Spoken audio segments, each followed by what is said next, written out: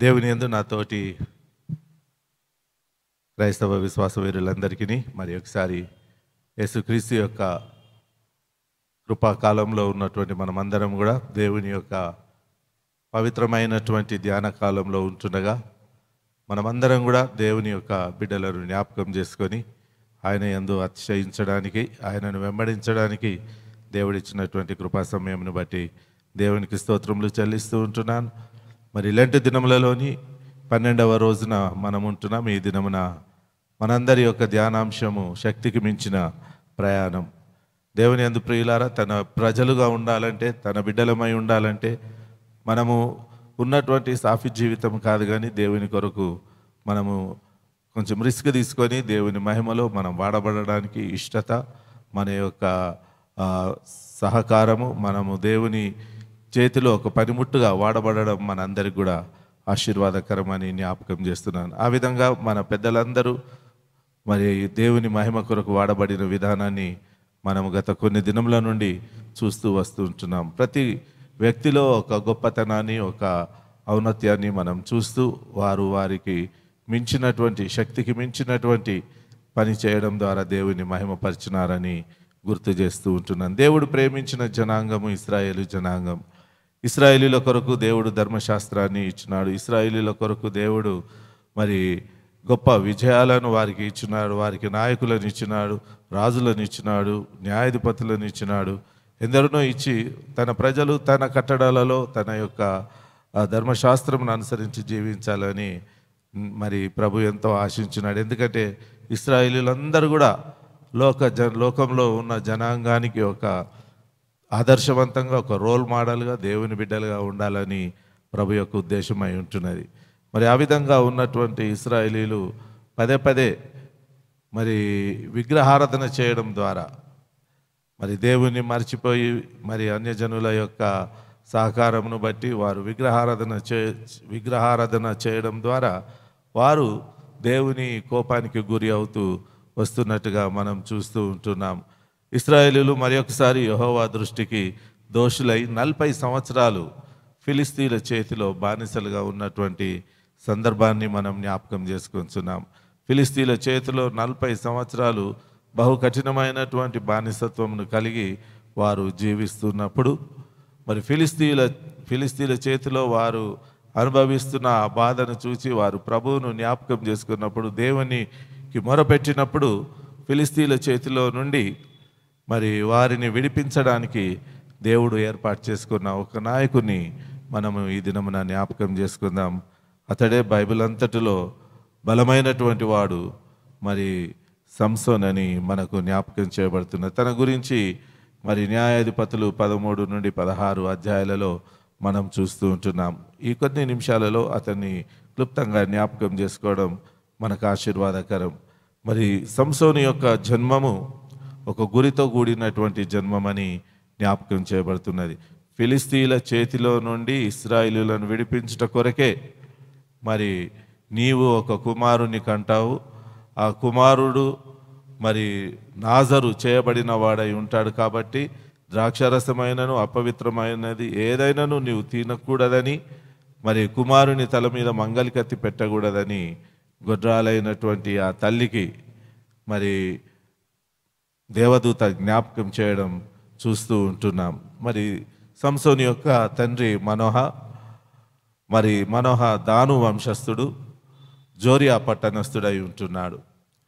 మరి మనోహ భార్య గొడ్రాలైనటువంటి సందర్భంలో వారు ఫిలిస్తీన్ల చేతిలో బానిసత్వంలో ఉన్నటువంటి దినములలో ఒక నిరీక్షణ లేని స్థలంలో ఒక గొప్ప నిరీక్షణ, ఒక గొడ్రాలికి ఒక కుమారుడు కలగడం అనేటటువంటిది ఆమెకు ఎంతో ఆనందదాయకం. ఒక బానిసత్వంలో ఉన్నటువంటి ప్రజలు, నాయకుడు లేనటువంటి ప్రజలు, విగ్రహారాధనలో లొంగిపోయినటువంటి ప్రజలు, అణచివేయబడుతున్నటువంటి ప్రజలలో మరి ఒక విమోచకుడు, ఒక విడిపించేటటువంటి వాడు, రక్షించేటటువంటి వాడు వారి కొరకు రావడం అనేటటువంటిది ఇది దేవుని యొక్క కార్యమని జ్ఞాపకం చేస్తూ ఉంటున్నాను. కాబట్టి సంసోను యొక్క జీవితానికి ఇవ్వబడ్డటువంటి వాగ్దానం ఏంటిదంటే ఫిలిస్తీన్ల చేతిలో నుండి ఇశ్రాయేలీయులను రక్షించడం అనేటటువంటి వాగ్దానం ఇవ్వబడి ఉంటున్నది. మనోహ భార్య వచ్చి మరి దూత చెప్పిన విషయాలన్నీ కూడా మనోహకు చెప్పినప్పుడు మనోహ కూడా తిరిగి ఆ దూతను కలుసుకోవడానికి వెళ్ళినప్పుడు చెప్పబడిన మాటలను వారిద్దరు తల్లిదండ్రులు జ్ఞాపకం ఉంచుకుంటారు. ఆ విధంగా సంసోను వారికి జన్మించడం, అతడు పుట్టినప్పుడు దూత ఆజ్ఞాపించినట్టుగానే ఆ కుమారుణ్ణి పెంచడం మనం చూస్తున్నాం. అతడు నాజరు చేయబడినటువంటి బిడ్డగా ఉండడం మనం చూస్తూ ఉంటున్నాం. కాబట్టి సంసోను బహుబలాఢ్యుడిగా ఉంటూ ఉన్నాడు. మరి దేవుని యందు ప్రియులారా, తన బలమంతా కూడా తనకున్నటువంటి నాజరు చేయబడినటువంటి ఆ 7 జడలలో తన శక్తి సామర్థ్యం అంతా కూడా నింపబడి ఉంటున్నది. Is the only one army మరి సోల్జర్గా మనం అతన్ని చూస్తూ ఉంటున్నాం. కాబట్టి అతడు ఫిలిస్తీన్లను మరి ప్రేరేపించడానికి, ఫైట్ చేయడానికి, ప్రేరేపించడానికి మరి దేవుని ఆత్మతోన పంపబడ్డటువంటి వాడై ఉంటున్నాడు. కాబట్టి సంసోను మరి వెళ్ళి తిమ్నాతులోనికి ఉన్నప్పుడు మరి అక్కడ ఆయన తిమ్నాతులో అక్కడ ఒక ఫిలిస్తీరాలితో ఆమెను ఇష్టపడడం, ఆమెను వివాహం ఆడతానని మరి చెప్పడం మనం చూస్తూ ఉంటున్నాం. తన తల్లిదండ్రులకు కూడా మాట తెలియజేస్తాడు. మరి వారు ఆ అమ్మాయిని చూడడానికి వెళ్ళినప్పుడు సంసోను వీరికి తెలియకుండానే ఒక సింహాన్ని చీల్చి చంపడము మరి మనము గమనిస్తున్నటువంటి మేకపిల్లను చంపినట్టుగా ఒక సింహాన్ని చంపి పడేస్తూ ఉంటాడు. మరి ఆ విధంగా సంసోను బహు ధైర్యశాలి, బలవంతుడు అయి ఉంటున్నటువంటి పరిస్థితులు. కాబట్టి ఫిలిస్తీన్లకు సంసోను మరి ఒక నిద్ర పట్టనటువంటి వాడుగా మరి వారి జీవితంలో ఉంటున్నట్టుగా మనం చూస్తూ ఉంటున్నాం. మరి ఆ రీతిగా ఎష్కలో మరి ఒక మేకపిల్లను చంపినట్టుగా మరి సింహాన్ని చంపడం, తిరిగి తన భార్య వద్దకు వెళ్తూ ఉంటుండగా మరి అక్కడ ఆ సింహంలో తను చంపినటువంటి ఆ సింహము ఒక కళేబరములలో తేనెపట్టు పెట్టబడి ఉండడం మనం చూస్తూ ఉంటున్నాం. దేవుని యందు ప్రియులారా, దేవుడు ఇతనొక్కనే ఫిలిస్తీన్ల చేతిలో నుండి విడిపించడానికి వాడుకొని ఉన్నాడు. మరి సంసోనుకు ఉన్నటువంటి ఆయుధం ఏది కూడా లేదు, ఓన్లీ దేవుడు ఇచ్చినటువంటి బలం. కాబట్టి ఆ బలంతోన ఆయన మరి ఆ ఫిలిస్తీన్లకు చాలా మరి దడ పుట్టించినటువంటి వాడుగా మనం చూస్తూ ఉంటున్నాం. మరి ఆ విధంగా మరి ఆ యొక్క అష్కలో ఉన్నటువంటి 30 మందిని మరి అతడు చంపివేయడం, అదేవిధంగా 300 నక్కలను పట్టుకొని వాటికి దివిటీలు కట్టి మరి 150 దివిటీలు కట్టి ఫిలిస్తీన్లు తిమ్నాలలో ఉన్నటువంటి ఫిలిస్తీన్లందరినీ కూడా వారి పొలాలను, వారి పంటలను, వాటన్నిటిని కూడా తగలబెట్టేస్తాడు. కాబట్టి అది చూసి ఫిలిస్తీన్లు మరి సంసోను భార్యను, అతని మామను కూడా కాల్చివేస్తారు. బికాజ్ ఆఫ్ సంసోను ఇవన్నీ శ్రమలు మనకు వస్తున్నాయని అతనికి భయపడి ఇదంతా చేస్తున్నటువంటి వాడు సంసోనేని అనుకొని అతన్ని ఏ విధంగానైనా పట్టుకొని మరి అతన్ని బంధించాలని వారు చేసినటువంటి ప్రయత్నం మరి ఇంతంత కాదు. ఆ విధంగా మరి సంసోను గాడిద దవడ చేత ఒకసారి 1000 మందిని చంపడం మనం చూస్తూ ఉంటున్నాం.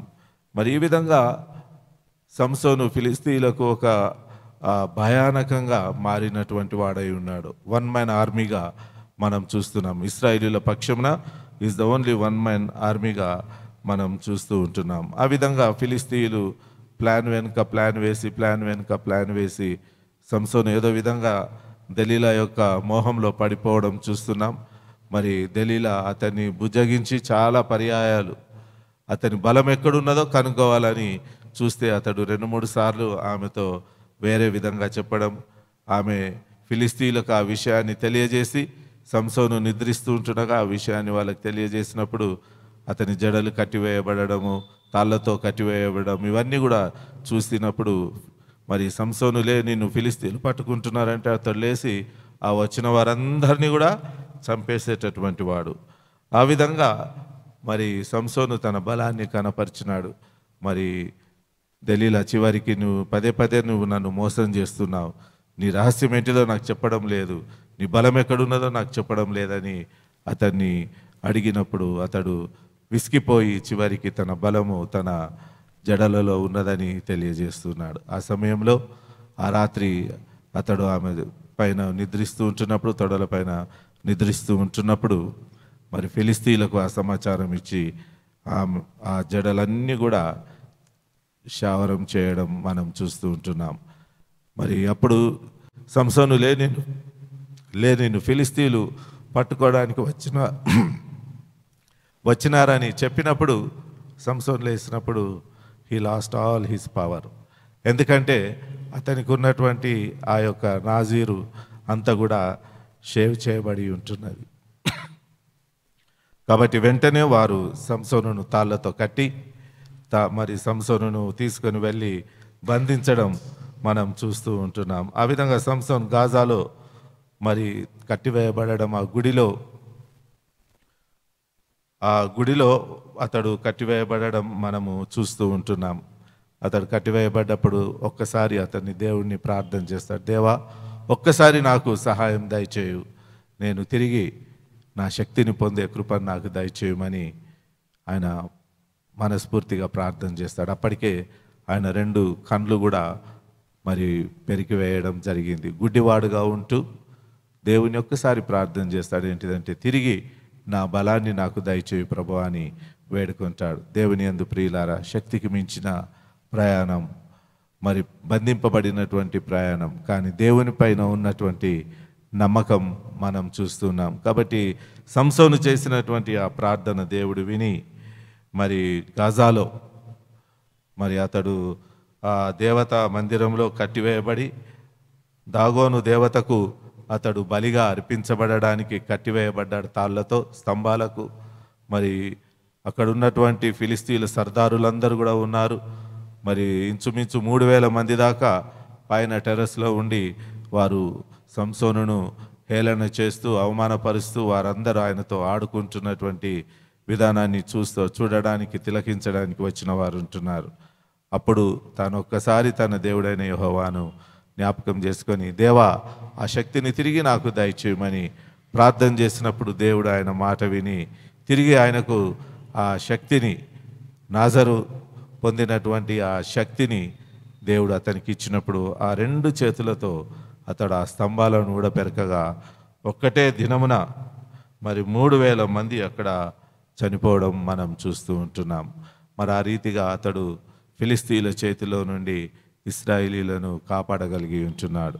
ఫిలిస్తీన్లకు నిద్ర పట్టనటువంటి దినాలు సంసోను వారికి కలుగజేసి ఉంటున్నాడని జ్ఞాపకం చేస్తున్నాను. కాబట్టి దేవుని యందు ప్రియులారా, ఈ దినమున మనం కూడా మన దేవుని కొరకు మన శక్తికి మించిన కార్యాన్ని మనం ఆయన మహిమ కొరకు చేయగలిగినప్పుడు దేవుని శక్తి మనలో ఉండి ఆయన మహిమను మనకు చూపించగలుగుతూ ఉంటుందని గుర్తు చేస్తున్నాను. కాబట్టి మన మనసు, మన శరీరము, మన తలంపులు, మన ఆలోచనలు, మన జీవితము మనం ప్రభువుకు సమర్పించుకున్నప్పుడు, అర్పించినప్పుడు, ప్రతిష్ఠించుకున్నప్పుడు దేవుడు తప్పకుండా మనలో కూడా గొప్ప కార్యాలు చేస్తాడని మరి జ్ఞాపకం చేస్తున్నాను. కాబట్టి సంసోను ఒక్కడై ఉండి ఫిలిస్తీన్ల చేతిలో నుండి ఇశ్రాయేలీలను మరి నడిపించినటువంటి బలాఢ్యుడు. కాబట్టి అదే రీతిగా దేవుని కొరకు మనము కూడా సైతాన్ను జయించి దేవుని మహిమ కొరకు నిలబడే బలవంతులమై మనం ఉండాలని ప్రభు నామంలో ఆశిస్తూ మరి దేవుడు అలాంటి కృప మనకు దయచేయాలని కోరుతూ ఉంటున్నాను. మరి సంసోను వలె మరి బలమును మనం కలిగి ఉండి దేవుని గణపరచుటకు, దేవుని మహిమలో వాడబడుటకు దేవుడు తన కృప మనకు అనుగ్రహించునుగాక. ప్రార్థన చేసుకుందాం. దయగల తండ్రి, పరిశుద్ధ దేవా, 40 సంవత్సరములుగా ఫిలిస్తీన్ల చేతిలో ప్రభువా మరి బానిసలుగా బ్రతుకుతున్నటువంటి జీవితాలలో, నాయకుడు లేనటువంటి సమయంలో, ప్రభువా సైన్యం లేనటువంటి సమయంలో, ఏ ఆసరా లేనటువంటి సమయంలో తండ్రి, నీవు సంసోనును ఇశ్రాయేలీల పక్షమున నీవు లేవనెత్తిన విధానాన్ని బట్టి వందనాలు. అతడొక్కడినే ఫిలిస్తీన్ల చేతిలో నుండి విడిపించుటలో నీవు అతనిని వాడుకున్న విధానాన్ని బట్టి వందనాలు. అతనికి ఇచ్చినటువంటి బలమును, అతనికి ఇచ్చినటువంటి పరాక్రమమును బట్టి నీకే స్తుతి మహిమ చెల్లిస్తున్నాం. ఆ రీతిగా తండ్రి ఫిలిస్తీన్ల చేతిలో నుండి ఇశ్రాయేలీయులను విమోచించగలిగి ఉన్నాడు. ఈ దినమున మేమొక్కరమని ఎప్పుడు కూడా చింతించకుండా మేమొక్కరమై ఉండి పోరాటము నీ కొరకు చేయడానికి సంసోను లాంటి మనస్తత్వాన్ని, మహిమ గల శక్తిని, బలమును మాకును ప్రసాదించి, ఆత్మబలమును, వాక్య బలమును, ప్రభా సహవాస బలమును నీవు మాకు కలగజేసి మమ్మల్ని అందరినీ కూడా నీ పరిచర్యలో వాడుకొనమని యేసు మీ దివ్యనామముననే ప్రార్థించి వేడుకొంచున్నాను తండ్రి. ఆమేన్. మన ప్రభు అయిన యేసుక్రీస్తు యొక్క కృప, తండ్రి అయిన దేవుని యొక్క ప్రేమ, పరిశుద్ధాత్మని నిత్య సహవాసం, దేవుని కొరకు పౌరుషం కలిగి జీవించడానికి త్రియక దేవుడు ఈ జీవన ప్రయాణములో మనందరికీ అనుగ్రహించి ఆశీర్వదించునుగాక. ఆమేన్.